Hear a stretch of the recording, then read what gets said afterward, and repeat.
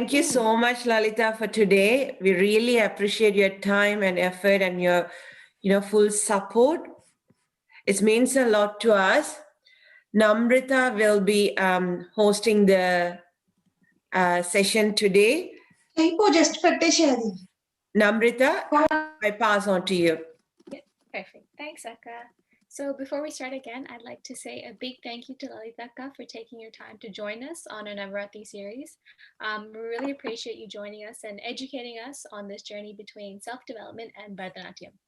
I've also been very excited for this session because I think it's something that we can all relate to and take on board in terms of self-development. Just before we start, I'd just like to say a couple of housekeeping rules, which is the first one is please have your cameras on. I know Lalitha would enjoy to see all of us for sure. And please also have your mics muted. If you'd like to ask a question, please use the little icon button at the bottom to raise your hand and then unmute yourself and ask a question. As everyone knows, we usually do run the session where we keep the question A towards the end. So Lalitha, if that's okay with you, we will keep the component towards the end. And also, unfortunately, the Zoom session will lock us out at exactly 8 p.m. So if that's okay with you, towards about the 5-minute mark, I'll let you know, Lalitha, and then we can go into the Q&A part. Namrita, we might pause there because I think we might have Lalitha is having some issues with the. You're muted, Lalitha, at the moment.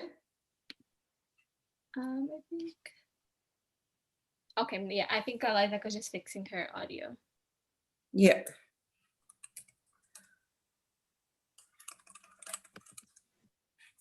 Lalitha, you're on mute, yeah?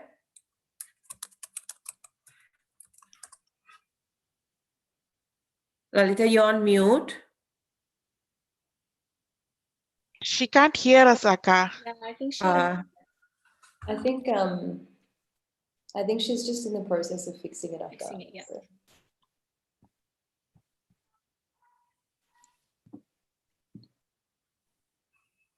Can you pause the recording? Sorry, girls. I just need to restart my audio device. If you can just bear with me for a minute, I should be back soon. Yes, of course. Oh, this is fine, Lalitha. Yeah, so this is fine. If you talk like this, is fine. Yeah, I'll just restart and I'll be back in a minute. Okay.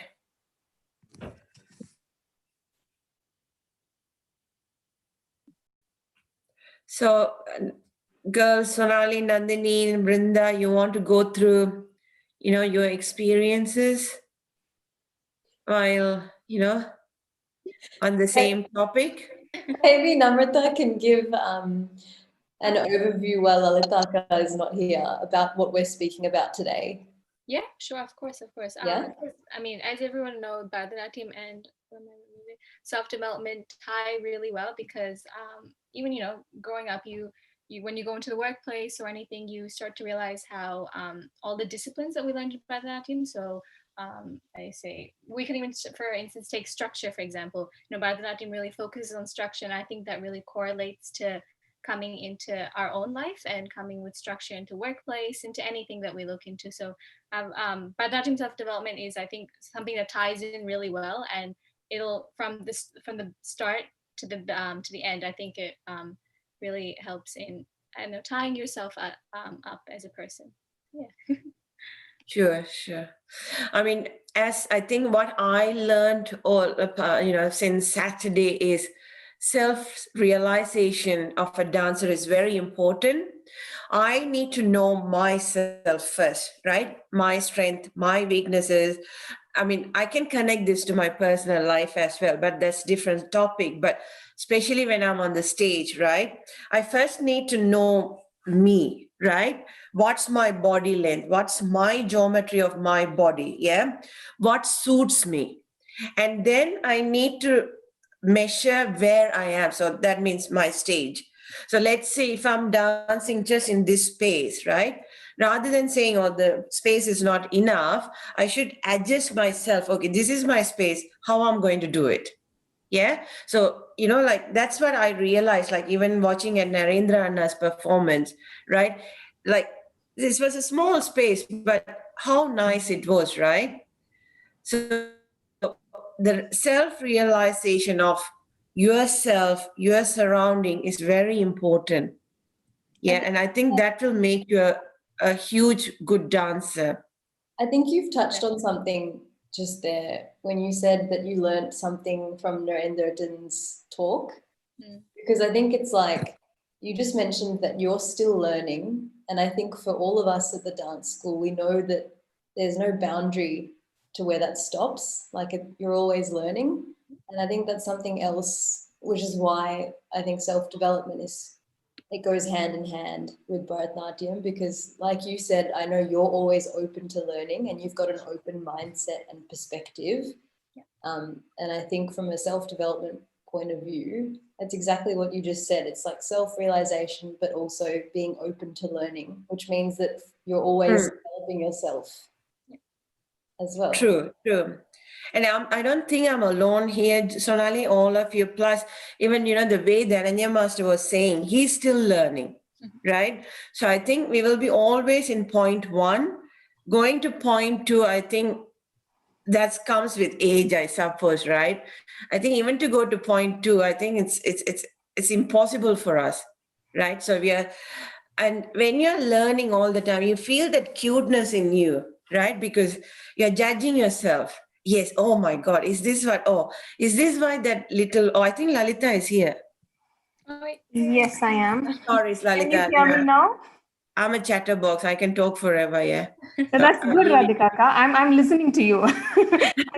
Go on. It's all dice is So yours. I thought I'd listen to you for a while. Okay, thanks so much. Sorry for that glitch, unexpected, but I think that happens with technical stuff happening every day. Is a reality. Yes, that's reality. Thank you so much. I'm sorry I missed, I couldn't hear what Radhika and Namrata and Sonali were talking, but I'm sure that would have been the introduction to me. So, Sorry, Lalitha. need to wait, or can I go? Sorry, just to interrupt, sorry for 1 minute. I was just saying towards the end that unfortunately the Zoom session is timed. So we will lock us out at exactly 8 p.m. So if it's okay with you, about maybe 5 minutes too, we can start doing the Q&A. If that's okay with you, just so we can get some questions in before it locks us out. Yeah, sure. Perfect. I'm sure you're keeping the time for us all. Yes, exactly. Yes. Yeah. Thanks so much, Namrata. No worries. Yeah. All right. Thank you so much. And yeah, sure. Please go on. Sorry, Lalitha, just one small little thing as well. Just for everyone who's listening as well, I just want to give a little introduction of you.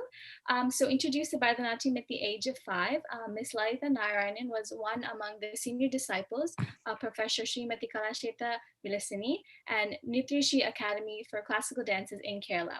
With true passion, dedication, and strenuous training, Lalitha spent more than a decade with Nitya Academy and went on to perform at various stages across different compositions. She continued her passion under renowned guru late Sri Padmashri Adayar K. Lakshman and his daughter Srimati Indu Vandamalli. Their guidance enabled Lalitha to stand out for her versatility, and her impressive stage presence were appreciated by many. She has since founded and established Nitya Prasanna Dance School in Melbourne and has performed in many multicultural events. So now, obviously, I'd like to pass it on to Lalitha to educate us on this journey between Bharatanatyam and self-development. So thank you so much. Thank you so much, Namrata. And good evening, everyone. Namaskaram, and very happy Navaratri to all of you. I hope you're all keeping well and safe, but enjoy the festival as well. It is indeed a wonderful opportunity to see so many of you after a long time, I think. So it's very nice to see so many people attending this session. And I must say that it is really a wonderful initiative by Radhika and by the Bharata Kalanjali family. If we just took 1 second to please applaud Radhika's efforts, please join me in applauding her for these efforts. Thank you so much, Radhika. Thank you for giving me the opportunity to join you in this series as well. Now, as yes, time. So when moving on to the session for today, I'm here to share my thoughts on how Bharatanatyam, which is a very beautiful art form, makes a person complete and not just teaches us dance or music. Yes, being a virtual session, I would like to take the benefit of sharing my screen for a small presentation that I would like to share. And then very importantly, let's make this as interactive and a casual conversation as possible. So please feel free to ask me questions, and here is the presentation for you. So once I share my screen, do let me know if all of you are able to see it.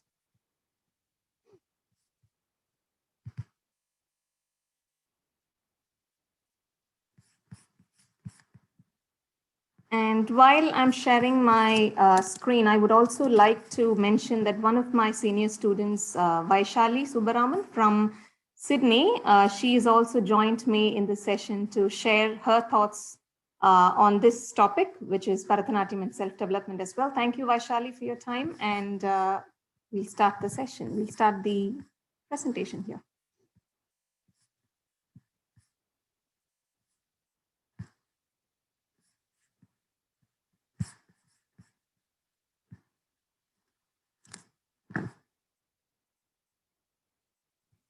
Yes, if Namrata can tell me, you can see the screen? Yeah, it's perfect, Akka, yes. All right.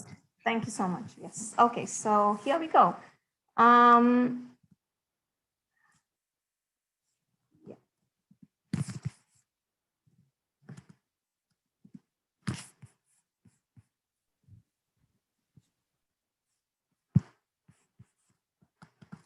Okay, so to start with, I thought it would be good to quote one of the very famous dancers that most of you would have heard of, Alarmel Valli Akka. I would just read through the quote and then we'll start from there. The dancer is at once the sculptor, sculpting and structuring space in forms both graceful and powerful. She is the painter, adding tints and hues to a line, drawing, bringing it to life. She is the poet, writing her poems with movements, gestures, and expressions. Ultimately, she is the seeker whose dance becomes a transcendental, transforming experience, a joyous prayer with one's very being. And I'm sure we can make out from this that dance does not just teach us the 5 letters D-A-N-C-E, but it also helps us appreciate all the other forms, all the other arts. And then finally, what we seek is the spiritual bonding with the God, ultimately. I would also like to quote one more from the American dancer, Martha Graham. We learn by practice, whether it means to learn to dance by practicing dance or to learn to live by practicing living. The principles are the same. One becomes in some area an athlete of God. Pretty much the same context or the same idea behind her as well. It says that nothing comes without practice. And that is true with both dance and with our life.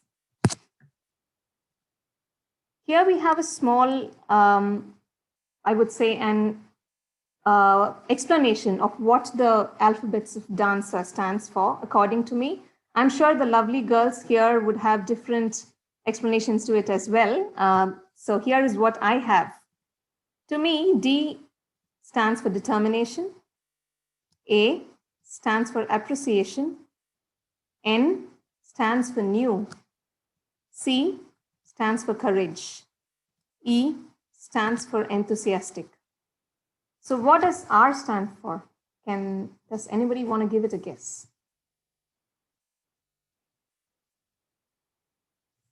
Is it R? No, it starts with R. Respect. Respect. Good, yes. One more? Can I take one more option? I think someone also mentioned saying resilience. Resilience. Oh, good. Okay, that's nice. So to me, as a person, once we start learning dance, I think something that we learn is responsibility, being responsible for what we are, for who we are, and what we do, be it on stage or in our lives. So here I take you all to the next slide towards the self-development, the topic for today. And here again, I have a small word play. I have here some words that are actually characteristics of self-development. And I have the words which are incomplete, and let's try and figure out what those words are. Yes, that's the first one for you. It is 9-letter word. Explosion? No, it's not. Close. Yes. Evolution. Something to do with developing oneself. Oh, yes, I've got it from Simi and Maithili Auntie, I guess. Evolution, that's the one, right? Good. Here is the next one for you. Yeah. I've got 2 there. Okay. Is again Agility. Oh, yes, good. Third one. Is growth. Growth. Perfect. Pretty quick. Here's the next one.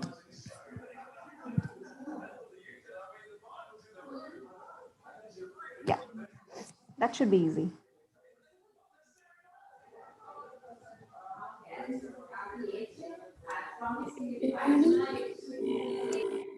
Is it learning?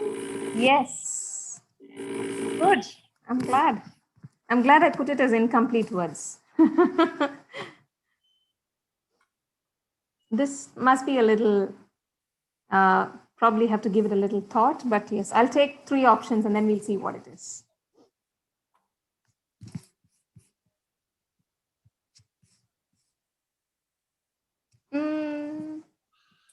Somewhere near, yes. Not emotions.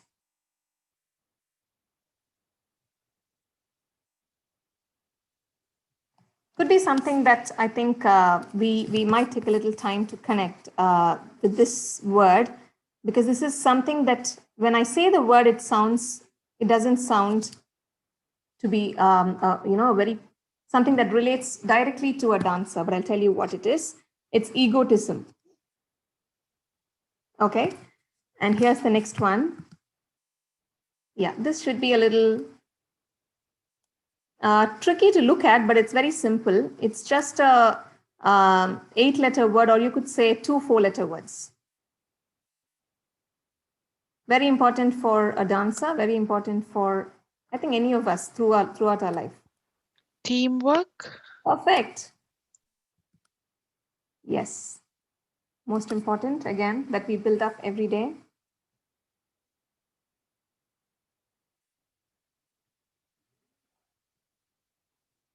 I think confidence. Perfect. Yes.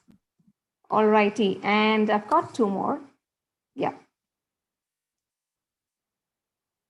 This is again something that we realize as we journey through our dance, or as a dancer, or as a person.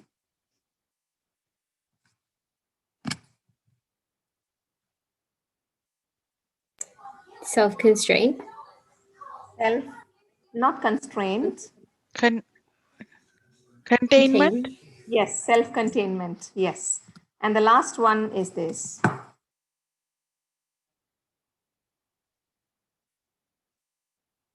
So that again is a word.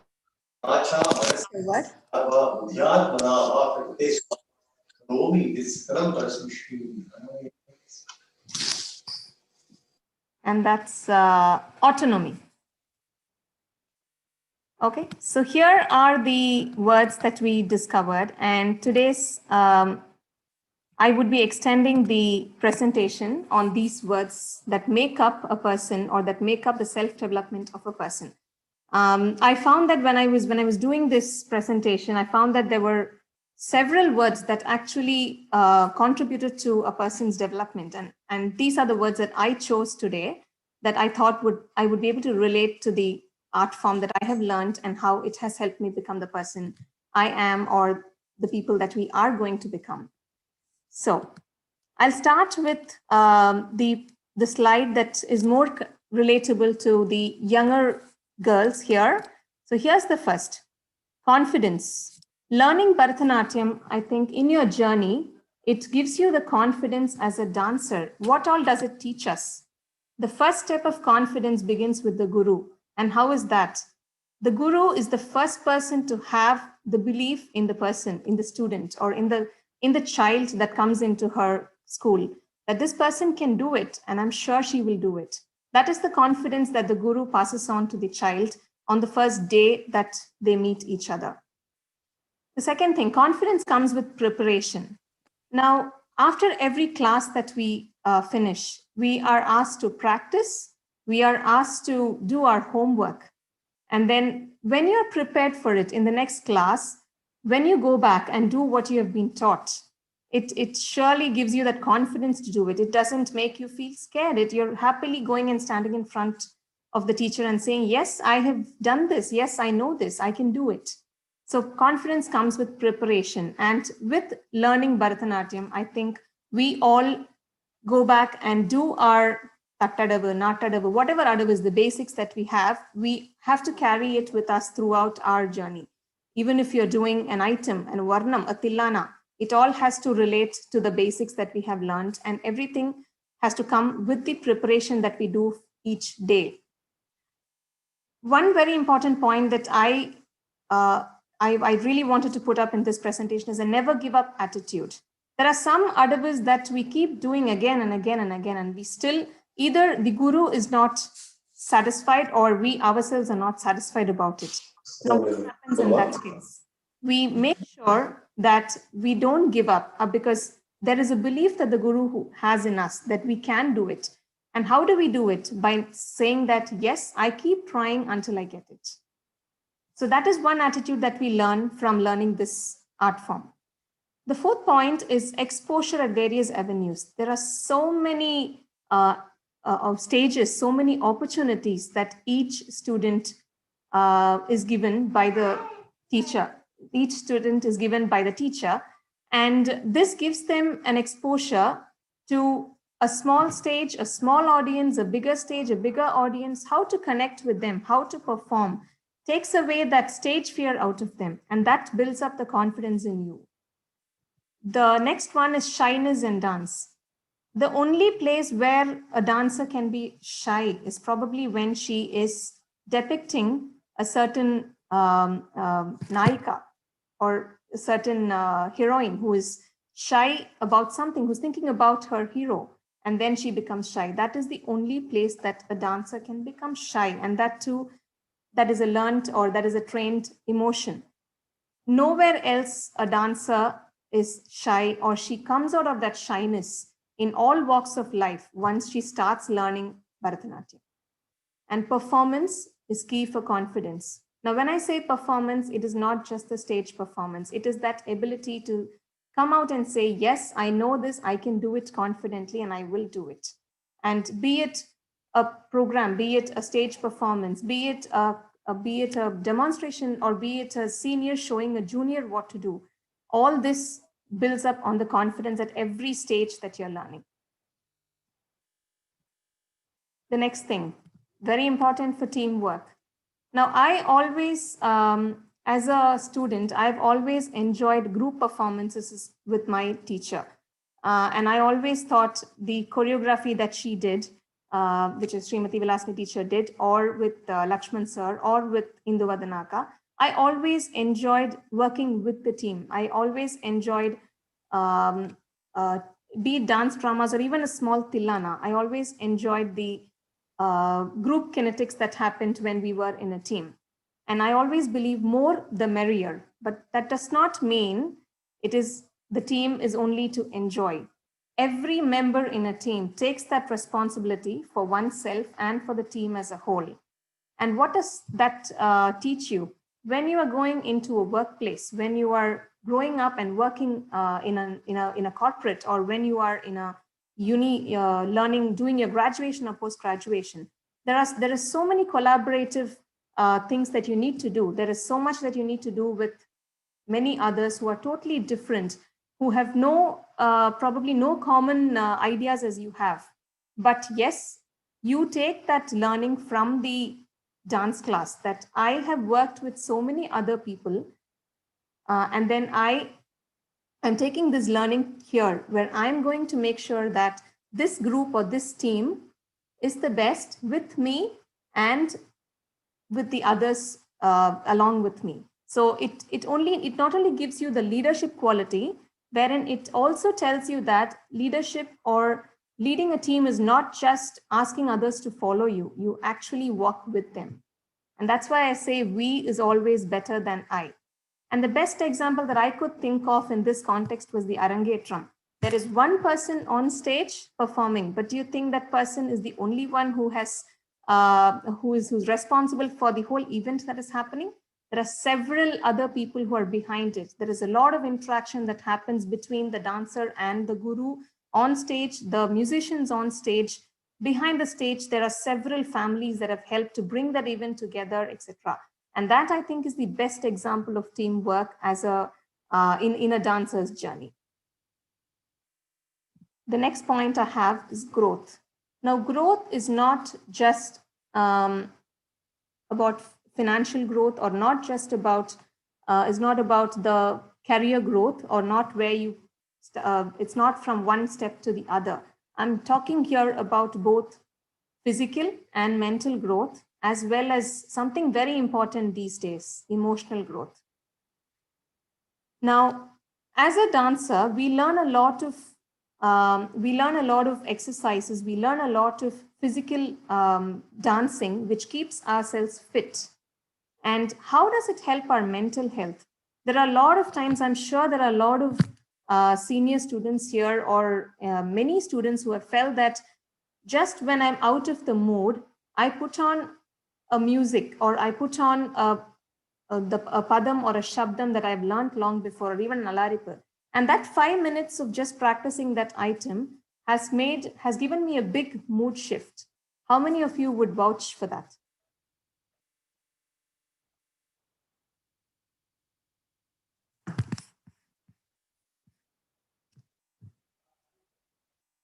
I think I'm not able to see all the screens here. That's fine. Yeah. Yes, I've got somebody here who's given me a. Yes, I'm sure Adhikaka would be able to relate to that. Yes, one song, or one even just a a Natuvangam that our gurus have done. That one moment you hear it, and then you're totally changed. Your mood has changed, and you're back in action. And that is what dance teaches you. It not only gives you the physical strength, it also makes you mentally strong. And how does it help with emotional growth? As I said, when you're learning basic steps, and when you're moving on to the intermediate and advanced levels of adavis or items, there is something that's building up in you. There is something that says, I've come this far, I can do more, and I am not going to give up at any stage. And that's how you're strongly building up yourself. You're not going to give up, and that which means that any tough situation, you're going to be able to handle it. One thing that I would like to quote from my own experience here is that my friends, or my co-artists and my guru used to say something very common. One is that whatever you're thinking of, whatever your pain is, if you have hurt your leg, or if you're not in the right mood, doesn't matter. On stage, when the screen open, the first thing that should come up is a smile on your face.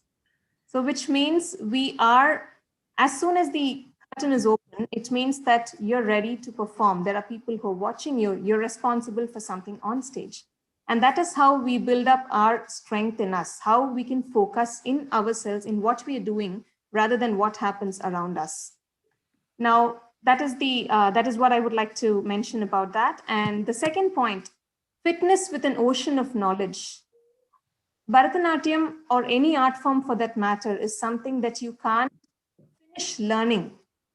It just goes on forever and ever. To any student or any parent who asks us, I'm sure Radhikaka would also have had similar questions asked, when would my student finish learning this art, or when would she finish learning Bharatanatyam? No, there is no finishing to any learning of sort.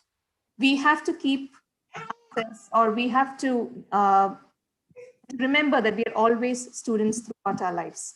And fitness with that amount of, what more can you ask for?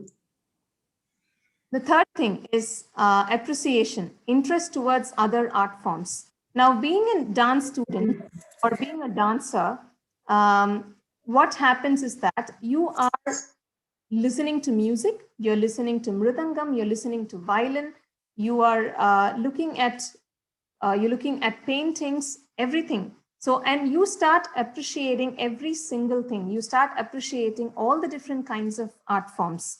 And that is what a dancer develops through her, which means she's developing herself as a person. He or she is able to appreciate the beauty in every small thing.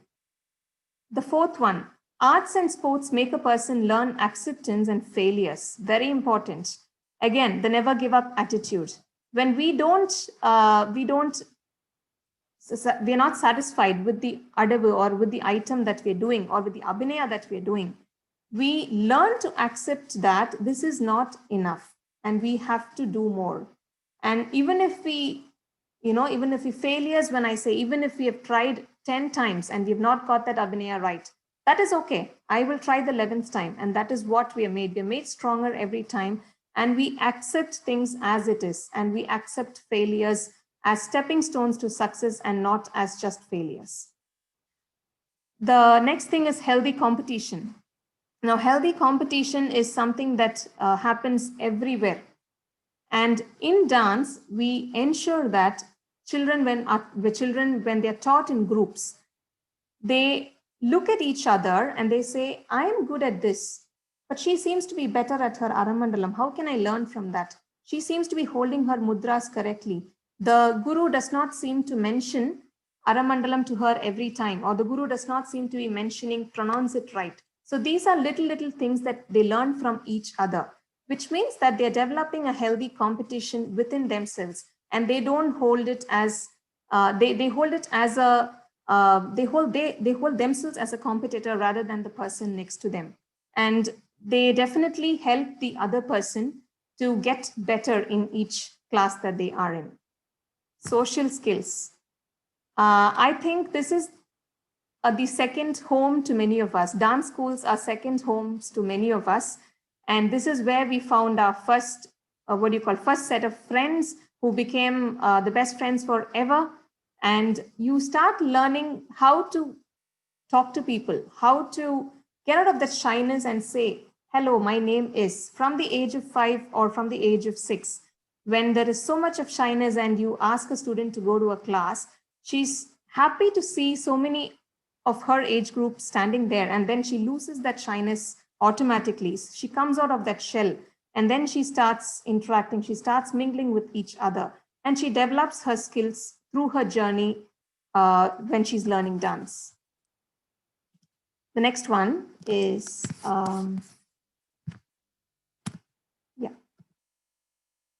yes, learning. Did you know that you were learning so many subjects while you were dancing? Yes, we have learned varnams in Telugu, we have learned varnams in Tamil, we have learned shabdams in Telugu, and we learn about so many gods, we learn about the different epics, we learn about so many historical characters.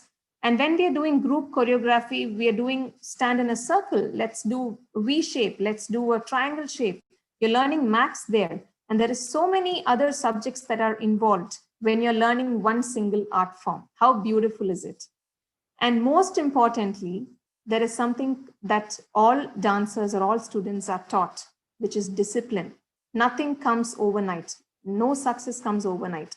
You follow the art form, you follow the practice as a routine. There is a discipline that comes into your routine, and that takes you to the next level as a person. And as I said, learning is a continuous process. It also broadens the spectrum of knowledge. To me, once you start learning, any student, I've seen so many of my students also do this. Once they move on to probably an intermediate level, there is a thirst in them to know more. They come and ask me about certain shlokas, about stories, and we do. There is a lot of storytelling that goes around and sharing of different gods and goddesses stories that they all know. There are so many students who learn about Navaratri, Deepavali, the stories behind it, etc. So there is so much that you're learning by attending one single class. And that is what Bharatanatyam gives us. We're given so much of knowledge, and we're given the thirst to know more as well, which is why learning is a continuous process. And then learning to express and share ideas. Yes, very keen young girls. I've seen that as soon as they start learning, they have so many ideas that come up. Why not we do this, auntie? Why not we do this way, auntie? So there are so many ideas that they give me, and that is very what do you call, thought provoking, and to see that how a class or how dance has actually made them think beyond what they could, and how they could think in so much of creativity. And very importantly, it improves memory and it improves quick thinking for any person. And yes, egotism. Now, what does ego have to do here? Let's not take this word as a negative word. I'll tell you why. Now, the main or the ultimate aim of dance is bhakti, or rejoicing in the wonders of the gods that we depict through our dances. And what do we learn there? We learn the different values of life, which is mutual respect, love, humility, commitment, unity, etc. Dancing is surrendering to our bodies and minds and to the art form itself. And so where does egotism stand? Nowhere. It just says that ego has no place in a dancer. And that is why egotism is part of this presentation as well. Moving forward, I would like to ask Vaishali to share her thoughts to people who are in the uni or in the working in the corporate, because she is exactly that now. She's in that stage now, and she's continuing to learn her dance, and she's continuing to work as well. And I would like her to share her thoughts, so there is a better connectivity between the people who are in the same stage as her. Over to you, Vaishali. Thanks, Ka. Namaskaram, everyone. My name is Vaishali, and I'm one of Lalitha's students. I do see a few familiar faces in this Zoom call, so hi to those who know me. And for those who don't know me, well, you'll know me by the end of today. So as Lalitha mentioned, I'm one of her students, and I've been learning dance since I was maybe 10 years old, and I'm 24 now, so that's 14 years. And let me tell you something, for all the younger girls that are part of the school or have been learning Bharatanatyam, I wanted to quit so many times. My legs were hurting, my arms were hurting, my teacher was shouting at me. Like, it was really hard for me as a young child. And every time I go to class, I say, Amma, no. But she never let me stop. She knew that it was something I would love. And she knew that I'm not saying I'm amazing, but I was good at it. And she told me that this was not a talent that she was going to let go. And I'm so glad that she didn't. So for all those younger kids out there, keep going, because you will love it. And if you don't keep going, you will regret it. So that was one of the first things I wanted to share, is how much I love Bharatanatyam, but that didn't always used to be there, because it is a really hard art form. And it does take a lot more than just going to class every week to make you really understand the art form. So I'm also going to share a few self-development tips from university and work side that that you all might have in common with, and well, I definitely did. So Lalitha, if you don't mind going to the next slide.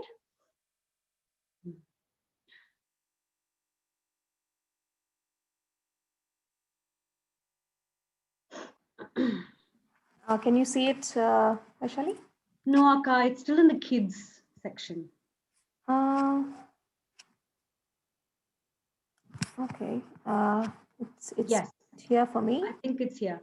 And we can bring all the animations, that's fine. We can have everything on the slide. Yeah. So similar to what Lalitha said with regards to the kids, for the kids, it's actually very similar for in the teenagers and the adults, but obviously different sort of experiences, different sort of examples. So autonomy is a huge thing that I definitely developed. So I did my high school in Brisbane, and then I did my university in Melbourne. So I didn't have my parents with me when I was in Melbourne. So from the age of 17, I was out of the house, and it was hard, cooking for myself, going to university, working to pay for my rent. And I was learning Veena and dance. And I could have very easily just said like, sorry, I'm not going to continue dance. It's too difficult for me. But I didn't want to do that. I wanted to be able to multitask and also shift my mindset from uni and work, and also have this dance form, art form, which I really loved. So building that self routine, ability to multitask is something that I think really helps you, especially for those people in grade 11 and grade 12. I know a lot of my friends, quit all these, singing and dance, but I continued my entire grade 12. I continued because I really believe that having a proper life balance of studying and working and also entertainment and a Carnatic art form was really important. So I always continued. Physical and mental health as well. During COVID, honestly, having these sort of extracurricular activities has helped me so much. I have something to look forward to every day when I can't see my friends and I'm stuck at home, working from home. Being able to say, okay, Saturday morning, I have to wake up early. I have to wake up by 7:45 in the morning, which I don't like to do, but I do it anyway. And I go to dance class, and not only does it help with my mental health, but also my physical health. And there have been studies that show that being able to sweat at least once a week helps reduce any inflammation in your body, releasing those endorphins, which make you feel happy and make you feel good. So on Saturdays, I feel like, I've achieved something because I've gotten up very early and I've been able to sweat quite a lot, but also do my dance. So it's something that I really love. And teamwork. So obviously, as Lalitha mentioned, working with diverse people, being able to accept everyone's different point of views is really important, especially in the working environment. Go next slide, Lalitha, if you can. And you can bring all the animations, that's fine.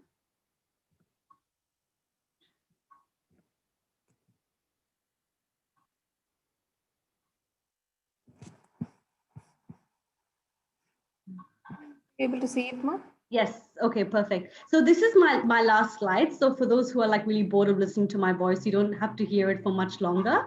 So growth and evolution is also, like Lalitha mentioned, really important from a young age, but also, in this sort of environment, working or going to university. So being able to be self-aware of your, like I think Radhika auntie was also mentioning, being self-aware of your emotions, having that emotional intelligence, being able to read a room, read people around you is really, really important. And growing professionally, personally, artistically, and learning a new skill is great. And let me tell you something, all my colleagues find me really interesting because I do Indian classical dance, and they always want to watch me and see what I'm doing. So it makes me feel really cool too in the workplace. Egotism and, very similar. A lot of these points are very similar to each other. Being aware of one's emotions and letting go of that ego, and being able to submit when you are dancing to God, who we are dancing for, but also our teacher. So being able to take the shouting sometimes if you do something wrong, and having that respect for the elders in our life is really important. And last but not least, self-confidence, self-containment, molding ourselves, taking control of who we are, and really respecting and having discipline for the art form is really important. And last but not least, something I didn't put in the slide, but I think it does work with self-development. All of us live in Australia. We don't live in India. We live in a foreign country. So it is very easy to lose our culture, our background, even our language, our stories, all the things that bring us together. It's very easy to lose that. So I loved Bharatanatyam, and I also learned Carnatic music because not just the art form, not just learning the music, etc. That's there, but also coming together as a community with all the other Carnatic lovers, knowing our stories, knowing our religion, all those things I really love. So I really hope that with my children in the future, I can pass on at least 10% of this to make sure that our culture doesn't die. And it's very easy, especially in a foreign country. So those are my thoughts and takeaways. Yeah, that's all from me. Thank you. Thank you, Vaishali. So yes, so that is with the presentation. But before we go on to the live question and answer session, I did receive some interesting questions from the girls of Bharata Kalanjali before I had my session going itself. So I would like to just take up a couple of questions from the questions that I got beforehand, and would like to answer that first, and then we'll take the live questions. So there was one question, one of the interesting questions was, how has Bharatanatyam influenced to who I am now? So here is my take on that. There are two ways that it has helped me as a person. So one is, so it's very simple, actively and passively. So how has it actively helped me? In being a teacher.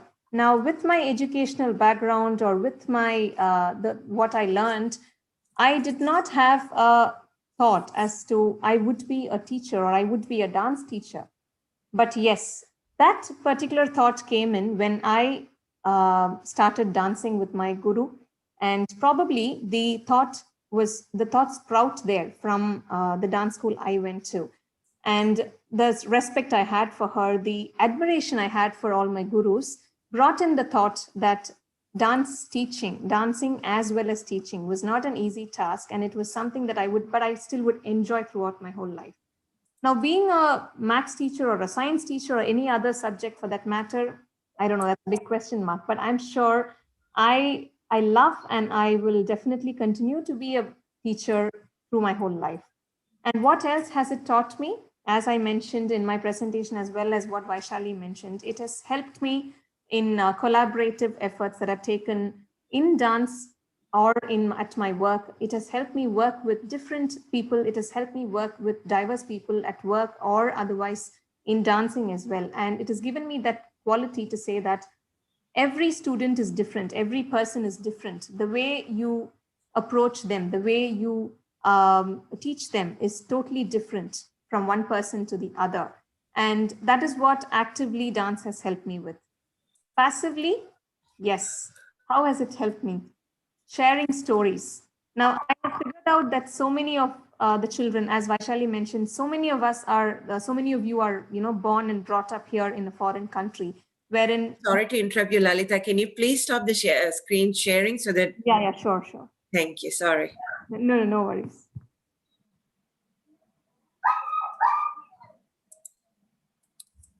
Yeah. Better? Thank you. Yeah. No worries. Yeah. So yes, stories telling, and the stories that all of you girls would have heard in dance classes keep us connected to our roots, to our heritage, to our countries. And that is what passively dance has done to me on one part of it. The other is having emotional control over situations.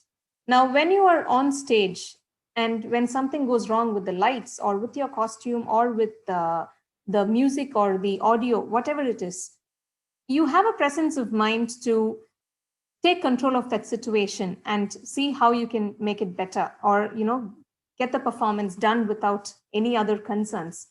Now, there are even those issues might not even come to light to the people who are watching you when you take control of that situation. And that is what it has taught me in other walks of life as well, taking control of that situation and making sure that the issue is solved and probably not even going to the next step. So it's solved immediately. That is the other thing. And then one very important thing, patience to deal with people, to deal with each student, and most important, to deal with my 2.5-year-old at home. That is what dance has taught me, patience to deal with his naughtiness or his, his whatever he does every day. So actively and passively, this has helped me in my life. The second question that I got was just another interesting one again. What is one advice you would give to the audience in terms of how to connect with Bharatanatyam in a developmental sense? I think with all the words all the terms that we explained today, and all the benefits of learning Bharatanatyam as seen in the presentation, I would, it's not an advice, I would like to share that Bharatanatyam or any art form is not just about learning that art form. It is about learning oneself. It is about learning who we are, how we use that in developing our own characteristics, how we develop skills out of learning that particular art form. And most importantly, to take that tradition, to take that lessons that we have learned from our gurus to the next generation and make sure that we pass it on, because it's now our responsibility. Just like how the gurus passed it on to us, it is now our responsibility to pass it on to the next generation. So take Bharatanatyam as a overall developmental platform, and not just as a simple dance form.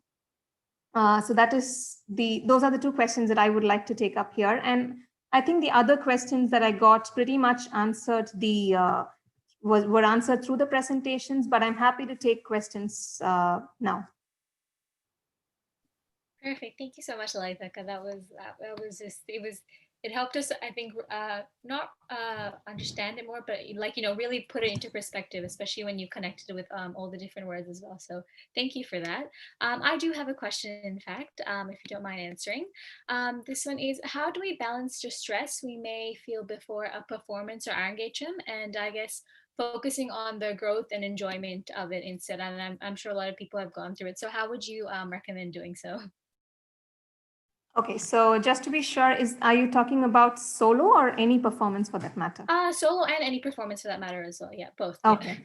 Yeah. So yes, it is. I think it's very natural for a performer to have that, fear when you're stepping onto the stage, be it the first time or be it the 100th time. You have that fear in you. But as soon as you get into the stage, what I would say is, I'm sure within a few minutes when you start dancing, you actually forget that you had that stress there in the beginning. So just one moment, sorry.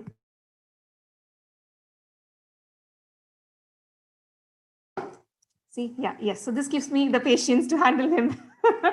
Yes. So yes. So to take off that stress, I think one thing that we should do is, when you're preparing for a performance, make sure you have enough time to relax yourself before the performance. Probably give yourself 5 to 10 minutes to relax and stretch your muscles, relax your brain, and then just think of what you're going to be performing and what, let's say, it's not about revision of the item. It's about, yes, I'm going to be performing this. I'm going to be, on stage for so and so time. And all I need is that energy. All I need is that,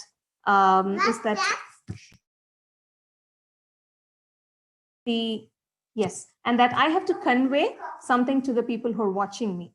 So just give yourself that time before the performance to relax and be ready for the stage. I think that should help you. Okay, thank you. Anyone in the audience as well, if you do have a question, please feel free to unmute and go ahead and ask as well. I do have another one as well. Okay, if that's okay to ask.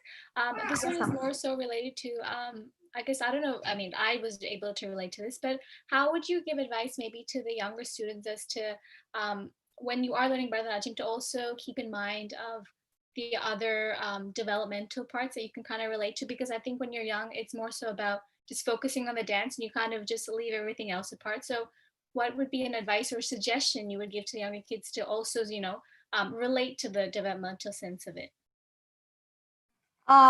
So at that point, I think I wouldn't, as I said, actively do it as they are doing lessons. Like, for example, we do small, when you're teaching a student Vinyoga, what I do is I give them a story that they can relate to. For example, the thirsty crow story. So what I tell them is, even if they're not able to remember the names of the Vinyogas, what I ask them to do is use that Vinyoga and that particular story, and then use the Vinyogas in that particular story, and then depict it without telling the other group members as to what they're depicting. So through that, what they're actually doing is they're memorizing the Vinyoga and also giving themselves an opportunity to show the expression or an introduction to the Abhinaya as well. So I think instead of telling them to take it as a a developmental tool, I think we all, when we learned it unknowingly or without our knowledge, there are so many traits that we developed through the dance journey, and that is exactly what each student would do. So, and I think we can't, there is a lot of difference in how probably I was taught, or how Radhika was taught, and how she is teaching you, or I'm teaching my students. So it's more about, and only after you probably learn for about 6-7 years, you realize you're more into the art form. You realize what it teaches you and what you have been learning and how it connects you to the different gods and stories, etc. So I think more to do with this, just move with them, with their flow, and then automatically they start developing these traits, and automatically there is a lot of other things that get into their mind and body, which means it becomes a routine. There is a discipline, and there is something that they want to read more or find out more, so that their knowledge is increased, etc. So it automatically happens in a younger child's journey. But as you grow older and as you are into probably learning a margam, then you need to do a little bit of research into it, a little bit of reading into it, not just practice or dance, talking more to your guru on what her experience was when she was learning that same item, for example. So that will give you more knowledge into how you can present that item, and that'll actually give you, satisfy your expectation as well. So that comes at a later stage. But for the younger children, I believe it is more to do with moving with them at their pace, and then automatically they start to grasp different things. Okay. Yeah. I also wanted to add one thing, Akka and Namrita, if you don't mind. Yeah. Just really quickly, one thing that I think I learned a bit late, and I wish someone told me when I was a bit younger, is watch a lot of videos of dancers. Not just watch the videos, listen to Carnatic music, because music and dance are not separate. They are intertwined. They are together. So that's something that I enjoy doing, and I do, because when you watch someone, you start to actually pick up on a lot of things that you like, things you don't like, things you question. Like a lot of the times I'll show something to Lalitha and say, oh, is this right? Or is this different? Or why are they doing it like this? And we talk about it. So that way, I think for younger kids, it takes their mind out of just, okay, fourth Nata River, I'm not doing it right, I have to do it right. And they can see the whole picture. So it's that perspective that I think it's really important. Yeah. And that's all. No, Yeah, that was perfect. yes, that's perfectly correct. As Vaishali mentioned, this is something that I have been emphasizing to all students, and I'm sure Radhika will also do the same. And with all the the stalwarts coming and sharing their thoughts and their workshop lecture demonstrations with other teachers, gurus as well, it definitely is important that a dancer or a student, a dancing student, should watch and observe others and listen to different kinds of listen to music, as Vaishali mentioned, listen to that particular song even that you're going to dance for. That itself will give you an idea of how to present it, or how to not just focus on that particular adabu or that particular piece. It gives you the bigger picture, as Vaishali mentioned. So observe more, talk to people, learn more, and keep questioning. And I'm sure you're all doing that. Keep questioning and finding out answers for that. Perfect. Thank you, Akka. So we do have 2 minutes left, so we could do potentially one more question if that's okay with you. And this question is, how much do we focus on perfecting dance and dance steps? So how much do we really have to kind of focus on that? Because sometimes that can be, I guess, overpowering just to focusing on the perfection of it, if that makes sense. So how would you suggest that, how do I say it? Focus on, perfecting the dance and the dance steps. Okay. As a teacher, I would mention that is as regular practice, consistent practice with the adavas. But one thing is that if you're going to be practicing an adavu, that probably you should first know if it is the right way of doing it. And that I think starts with the teacher itself. So when you are doing there's an adavu or a jati for the first time, you do it in front of the guru and then find out if all the parts of that particular segment is correct. And then when you're sure of what is that particular jati or that particular adavu, then you start doing it again and again. And again, if you have another team member or another person who's doing the same jati or an adavu, watch that person. You definitely will have some nuances or something to take from that person that you could use to improve yourself. So two parts to it: consistent practice, and secondly, to watch another person who's doing the same thing, which will give you probably a new perspective with it.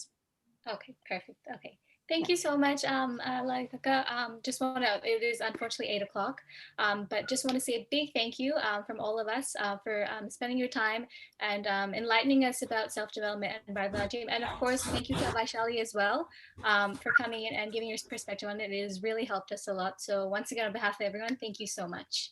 Thank you so much, Lalitha. Stay safe and happy. Yeah. Yeah, Happy thank you so Navratri. much.